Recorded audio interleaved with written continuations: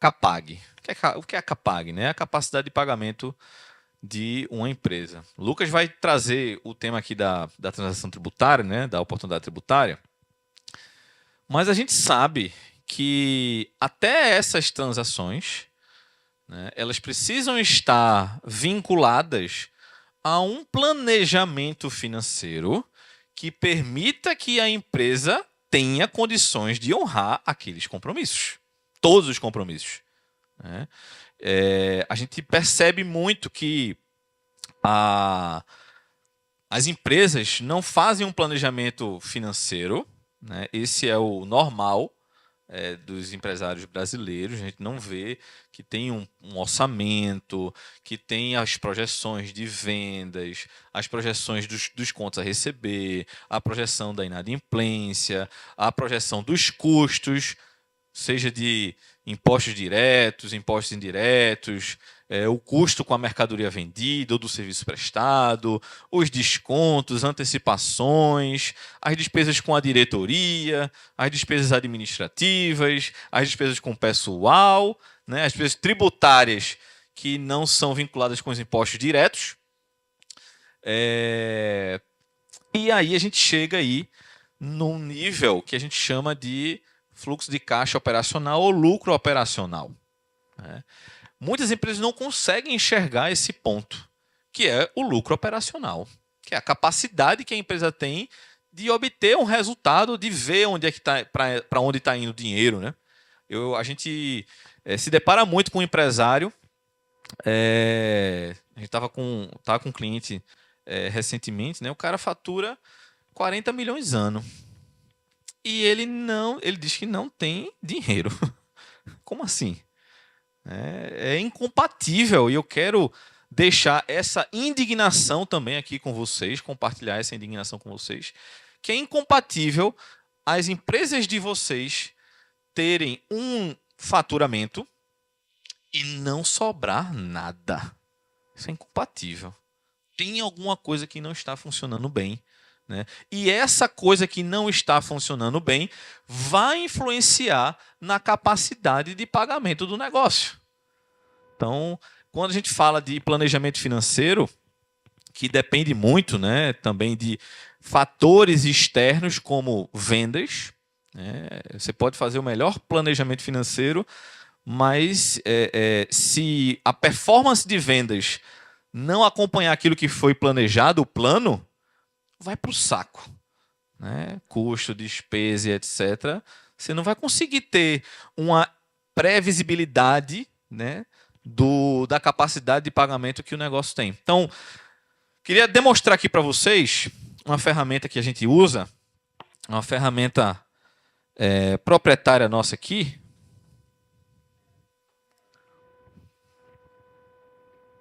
tá? Que é o Profecia. O que é o Profecia? Foi a ferramenta que a gente construiu lá, né, na Empreender Dinheiro, para justamente estimar o saldo final em caixa dos próximos 12 meses de um negócio. E, obviamente, já que a gente está falando de regime de caixa, essa projeção ela vai nos fornecer, após o orçamento das vendas e de todos os pagamentos, o saldo final em caixa previsto que essa empresa vai ter em 31 de dezembro de 2024. Então, esse gráfico aí é dessa empresa, né? Uma empresa de comércio, onde a gente, quando fez todo o planejamento, todo o orçamento, a gente já percebeu lá que esse negócio, o primeiro trimestre do negócio seria muito apertado, perdendo caixa, déficit de caixa e tal. A gente previu isso. Né? Estávamos de olho nisso.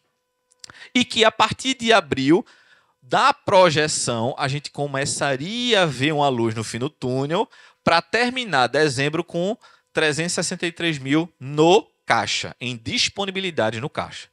Então, os valores que vocês estão vendo aqui é o saldo final previsto no caixa.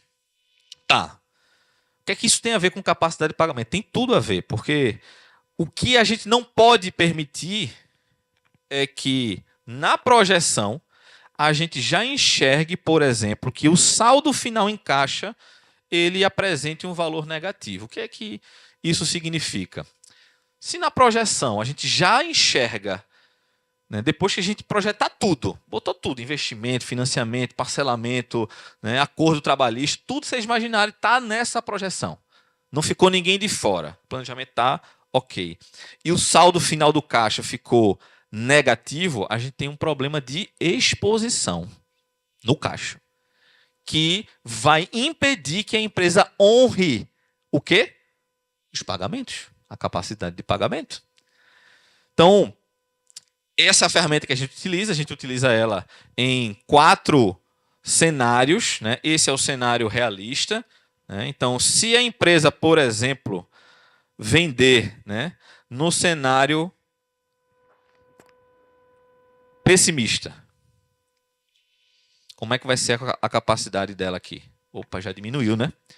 A gente saiu lá de 363 de disponibilidade para 156. Ou seja, sinal amarelo aqui para o departamento comercial. Não pode vender menos do que o nível planejado de vendas que a gente colocou aqui no cenário pessimista.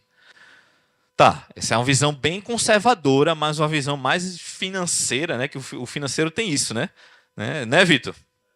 O financeiro gosta de, né, se plantar no pior cenário possível, né? Se tudo der errado, como é que vai ficar a nossa disponibilidade financeira? Vai impactar a nossa capacidade de pagamento? A princípio, não, né? A princípio, a gente ainda continua com disponibilidade financeira suficiente para honrar os pagamentos. E se a gente vendesse num cenário otimista? Se a gente vendesse num cenário otimista, a gente sai de 363 para 621 mil. Já mudou completamente aqui, né? O cara já está, né, saiu de um primeiro trimestre aqui menos doloroso, né? E foi lá para 621 mil. E se a gente vendesse num cenário agressivo? Aí arrebentou a boca do balão. Aí a gente vai terminar ali o ano com 828 mil de caixa. Mas tudo isso, gente, tem um grande problema. Que na vida real, apesar da gente planejar, isso acontece com a gente e acontece com as empresas da gente, a vida real não é a teoria. Concorda, sim ou não? Sim, né? Apesar da gente ter uma ferramenta como essa, como profecia, para planejar a nossa capacidade de pagamento, tem um fator aí que é o fluxo de caixa real. Uma coisa é a gente fazer a projeção. A outra coisa que a gente escuta muito, né? Pablo, Bosch, Tassi, eu queria ver vocês aqui na minha empresa para ver como é que funciona no dia a dia, para vocês verem como é que funciona no dia a dia. E aí, a gente tem uma condição, né? Vou voltar aqui para o cenário realista. Né? A gente tem uma condição de, beleza, esse é o cenário realista. Num cenário realista de vendas, projetando tudo que a empresa tem, custos, despesas, investimentos, financiamentos, prolabore, parcelamento com fornecedor, parcelamento com imposto, tudo. Está tudo aqui dentro dessa conta. A gente precisa confrontar o orçamento com o realizado. E a gente vai apertar o botão do fluxo de caixa realizado desse negócio. E essa é a realidade. Olha que diferença, né? Uma coisa é a projeção. Linha tracejada em azul foi o que a gente estimou, orçou. A linha em preto é o que de fato realizou. Nesse caso aqui, para esse cliente, a gente conseguiu eficientizar as compras dele, reduzir despesas, apesar dele não estar conseguindo bater a meta de vendas. Que acontece também na vida real. A gente projeta uma meta de vendas e nem sempre a gente consegue bater a meta. Mas, apesar disso, o que é que eu posso fazer, sob o ponto de vista da gestão financeira dos custos e das despesas, para reduzir o que a gente projetou e gerar um resultado financeiro legal? Foi o que aconteceu. Né? Em janeiro, estava previsto terminar o caixa, né, com 257, terminamos com 405. Tá, em fevereiro, 138, terminamos com 443. Em março, 79, terminamos com 398. E em abril, 100, terminamos com 481. Então, de janeiro até abril já é o resultado que está realizado. E aí, qual é a mágica aqui do Profecia, né? A gente pega as projeções de maio até dezembro e coloca na linha da projeção. Porque de janeiro a abril já está realizado, eu não mexo mais. O resto está pronto.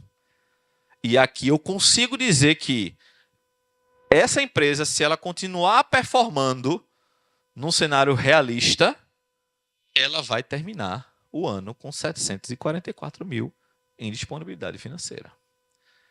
Então, quando a gente fala de capacidade de pagamento, se a gente não tem um planejamento como esse, debaixo do braço, pode comprometer até o desdobramento da própria transação tributária. Né? Como é que a gente vai ter a garantia que a gestão financeira da empresa vai bancar todos os compromissos? Através do planejamento e de um acompanhamento para não deixar que a empresa tenha uma exposição, que seria um saldo negativo. Beleza, pessoal? É isso, obrigado.